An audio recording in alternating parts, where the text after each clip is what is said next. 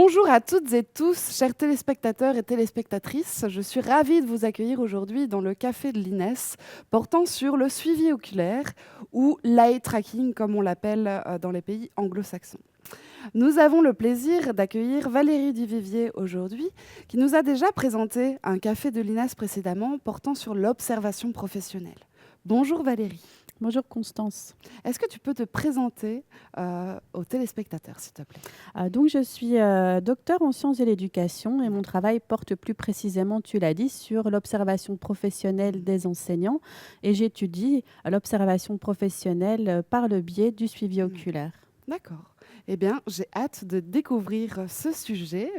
Pour commencer, on va peut-être définir les gestes professionnels d'un enseignant. De quoi s'agit-il exactement? Alors les gestes professionnels regroupent tout ce que fait un enseignant pour enseigner. Gestes du corps, voix, déplacement, regard, interaction. Et ce qui est particulier, c'est que ces gestes, ils ne sont pas isolés. Ils fonctionnent ensemble de manière coordonnée pour gérer la classe, soutenir les apprentissages ou maintenir l'attention des élèves. Ils sont rapides, intégrés dans l'action et parfois même inconscients pour l'enseignant lui-même, au point de lire qu'un geste professionnel réussi passe inaperçu Ah et qu'on oui. va attribuer ce qu'il fait au charisme de l'enseignant. Hmm. Donc, il est invisible, on va dire. C'est ça. Certains gestes sont invisibles à l'œil nu ou en tout cas plus difficilement appréhendables parce que justement, ils ne sont pas isolés. D'accord, ok. Et j'imagine que ces gestes professionnels posent un réel défi par rapport à la formation des enseignants. Tout à fait, parce qu'en formation d'enseignants, surtout chez les futurs enseignants, entraîner aux gestes pratiques d'enseignement, c'est un axe fort Oui. d'apprentissage.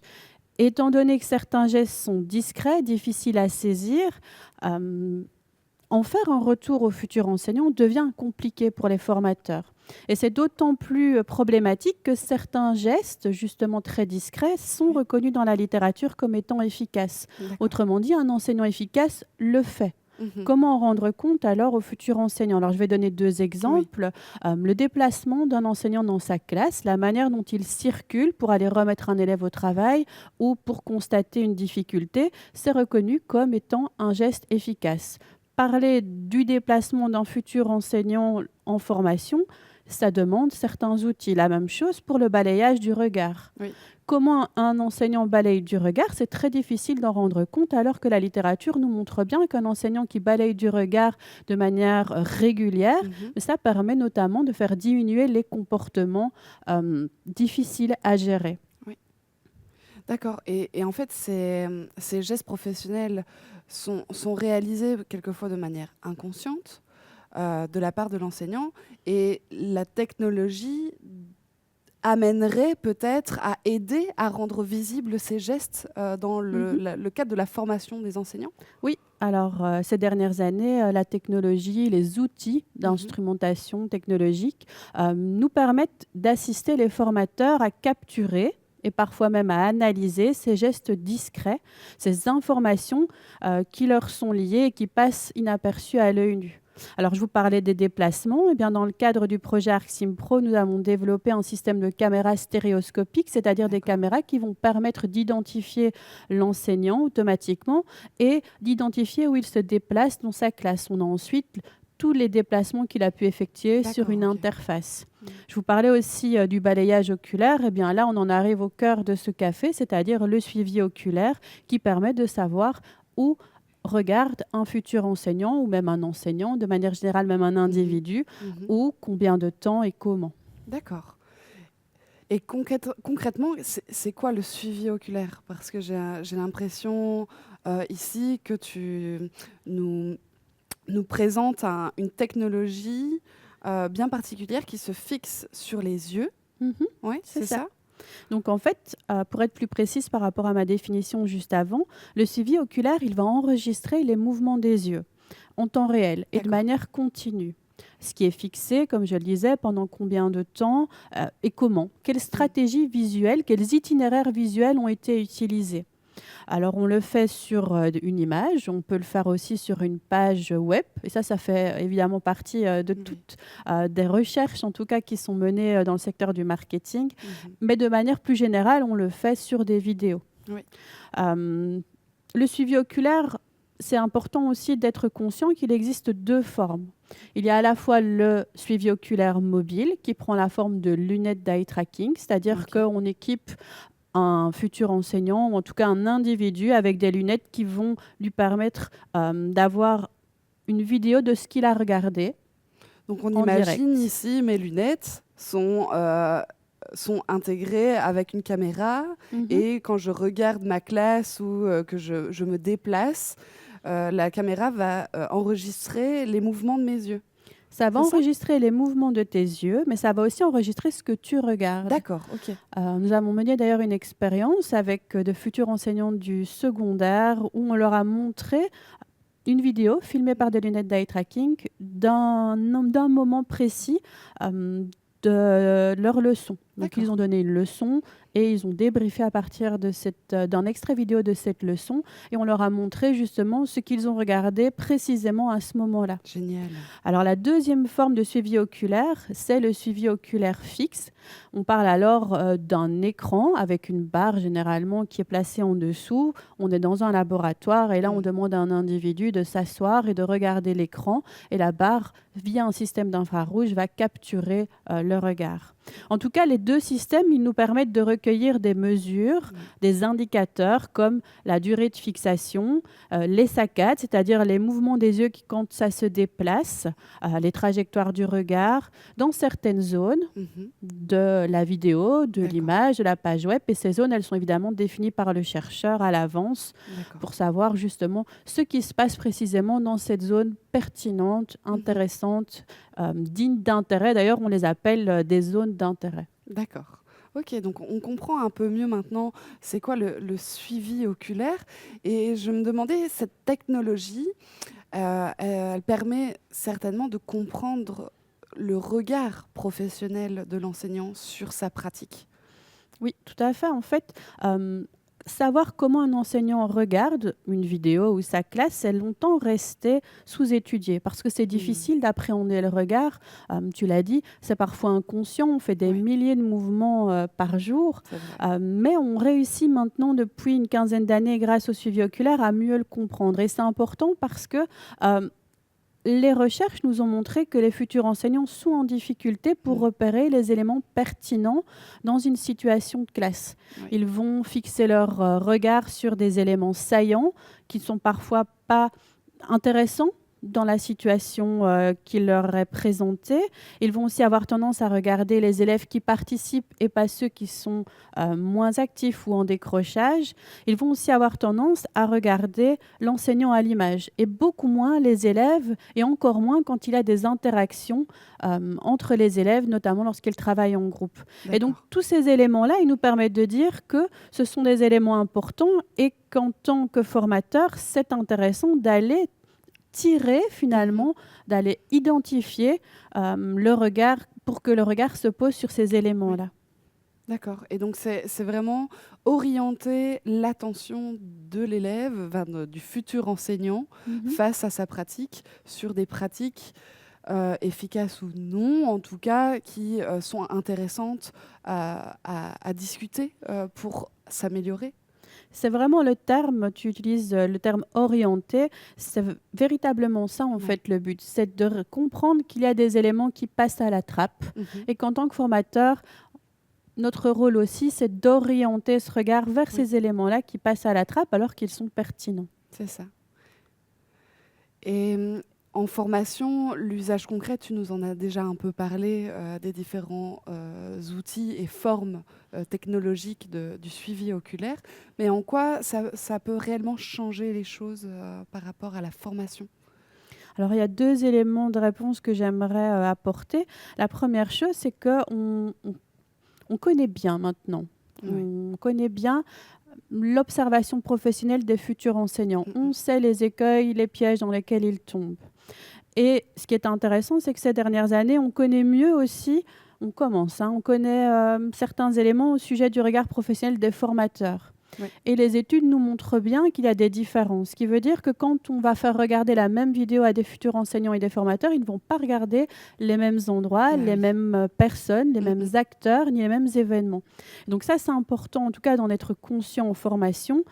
C'est complémentaire. Oui. Parce que l'un nourrit l'autre Oui, c'est et vrai. l'autre nourrit le Mhm. premier, mais c'est aussi le rôle, c'est ce qu'on disait tout à l'heure, du formateur d'orienter alors le regard du futur enseignant vers certaines zones. Mhm. Et l'autre élément de réponse concerne plutôt les usages concrets. Grâce à des programmes d'entraînement, par exemple basés sur le Visual Learning Teaching, c'est possible d'entraîner ce regard chez D'accord. les futurs enseignants, mais même chez les enseignants qui sont déjà en place. Mhm. Et puis, on peut aussi utiliser ce qu'on appelle, et là, on ressort avec un outil directement du suivi oculaire, des visualisations partagées, c'est-à-dire des cartes de chaleur, des trajectoires du regard, comme dans l'étude de Kozel, où il montre véritablement une carte de chaleur à un futur enseignant, lui disant ben voilà ce que tu as fait, voilà où tu as Mhm. regardé, et voilà ce que tu n'as pas vu du tout. Oui. C'est également intéressant d'introduire plutôt des prompts dans les vidéos aussi. Et ça, c'est plutôt le travail de Gabel. Donc, face à ces difficultés, puisque certains éléments passent à la trappe, et bien Mhm. sûr, la vidéo, on va identifier, pointer, mettre en avant les éléments qui ont tendance à ne pas être identifiés par le futur enseignant. D'accord. Et donc, l'importance dans cet usage technologique du suivi oculaire, c'est également l'accompagnement dans les données recueillies de Mhm. l'observation du futur enseignant. Oui, c'est tout à fait ça. Euh, L'accompagnement, c'est clé. On Mhm. a un outil technologique, mais on ne l'utilise pas pour le C'est plaisir de ça, l'utiliser. exactement. On ne l'utilise pas parce qu'il est devenu populaire, comme on Mhm. peut lire dans certaines productions, notamment de Guggen Furtener et de son équipe. On l'utilise parce qu'il y a une réelle intention Oui, derrière. Et ça, c'est tout le rôle du formateur. oui, Le formateur reste au centre du c'est dispositif ça, d'apprentissage c'est ça. et c'est lui qui finalement décide d'utiliser les données Mhm. ou pas et lesquelles à quel moment. Oui, et donc ça peut aider même à mieux former peut-être. Ce qui est en tout cas intéressant, c'est que quand on forme les enseignants, on va leur parler des gestes professionnels qu'ils utilisent en classe. Mhm. Ces gestes sont souvent visibles. Alors, je vais prendre l'exemple d'un enseignant qui pointe un élève pour lui dire, voilà, tu peux parler. Ce geste, effectivement, on le voit bien, il est clair. Mais Oui. quel est le raisonnement qui a mené l'enseignant à pointer cet élève? Qu'a-t-il regardé tout autour?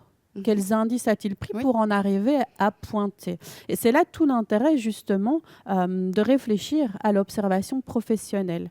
Le deuxième intérêt pour la formation, c'est l'utilisation de données objectives. Lorsque Kozel montre la carte de chaleur, mhm. il part de données réelles, objectives, qui ne sont pas interprétées ni par le futur enseignant ni par le Tout à formateur. fait. C'est donc un médiateur avec des données sur lesquelles vont pouvoir s'ajouter justement l'interprétation, le pourquoi, le comment, etc. C'est ça. J'aimais bien l'image dont tu parlais de l'iceberg, Mhm. où on voit le gros rocher qui est le geste professionnel de l'enseignant. Et ce qu'il y a en dessous, c'est bien Oui, ça? c'est ça. En Ouais. fait, dans la revue Enseignement et apprentissage qui est sortie dernièrement, je comparais les gestes professionnels à un iceberg. Je C'est mettais en ça. avant qu'il y a des gestes professionnels observables, Mhm. c'est le haut de l'iceberg, c'est la partie visible. Et puis, il y a toutes les intentions, le C'est ça. raisonnement et l'observation qui, eux, sont invisibles. Et si on Ok. regarde bien, et heureusement, hein, j'ai Mhm. envie de dire, ces gestes professionnels ne sont pas mis au hasard. Oui. Quand un enseignant pointe du doigt, il le fait parce qu'il a justement raisonné à partir d'informations qu'il a repérées. Et ça, C'est c'est ça. plus difficile à saisir. C'est la partie sous la ligne de flottaison, justement. Tout à fait. Oui. Et ça pose quand même la question de l'éthique par rapport à ce suivi oculaire, au fait d'enregistrer les mouvements de nos yeux en formation. Est-ce que tu as déjà été confronté à cette question? C'est une question récurrente, D'accord. vraiment. Ça Ouais. fait partie des préoccupations majeures à la fois des chercheurs, Oui. mais aussi des formateurs. Et ma position est très claire. Le suivi oculaire, ce n'est pas un outil d'évaluation normatif. C'est bien un outil, un appui qui permet de faire émerger, documenter, accompagner la construction du regard professionnel. C'est, comme je le disais, une technologie au service de la formation avant tout. Elle ne fait pas sens parce que c'est populaire, parce que c'est à la mode, parce que c'est sympa d'utiliser la technologie et puis ça fait bien. Non. Elle s'intègre à un dispositif de formation et le dispositif en a besoin de ces données-là. Alors, il y a 3 choses quand même sur lesquelles je voudrais insister du point de vue éthique. C'est tout d'abord qu'il faut vraiment déployer des garde-fous stricts par rapport à l'utilisation des données, Bien à la sûr. fois le recueil, mais aussi le stockage. Je pense aussi que c'est très important de laisser le choix aux participants. Oui. Est-ce qu'il a envie? Est-ce qu'il est OK avec ce qui va être fait? Alors, je pense notamment à ce qu'on appelle l'intimité cognitive. Ça peut être difficile pour un individu de savoir qu'on va observer ce qu'il observe et qu'en plus, on va lui demander pourquoi il a observé. Oui. On vient à la fois observer à 2 endroits en même temps. Et en général, ce qu'on pense, c'est pas toujours bon à dire et on aime mieux le garder pour soi. C'est Donc ça. ça peut être un peu difficile d'avoir ce rapport à explique-moi absolument ce que tu as pensé au moment où tu l'as pensé. Et c'est d'autant plus compliqué pour certains individus qu'on peut regarder quelque chose sans penser à ce qu'on regarde. Et donc affirmer, mais oui, j'ai regardé à cet endroit-là, mais en réalité, je pensais à ma liste de courses, ça, c'est particulier. En tout cas, si vous voulez vraiment explorer d'autres points sur l'éthique, il y a Philippe Dessus, que nous avons reçu d'ailleurs dans l'épisode 64, qui travaille sur ces éléments-là. Ah oui. Et puis, on a également fait une présentation au REF, et je mettrai alors le lien en commentaire, D'accord. sur les bénéfices du suivi oculaire, mais aussi les limites, notamment éthiques. D'accord. Bah, merci beaucoup pour ces nombreux éléments qui nous permettent de mieux comprendre le suivi oculaire ou l'eye tracking.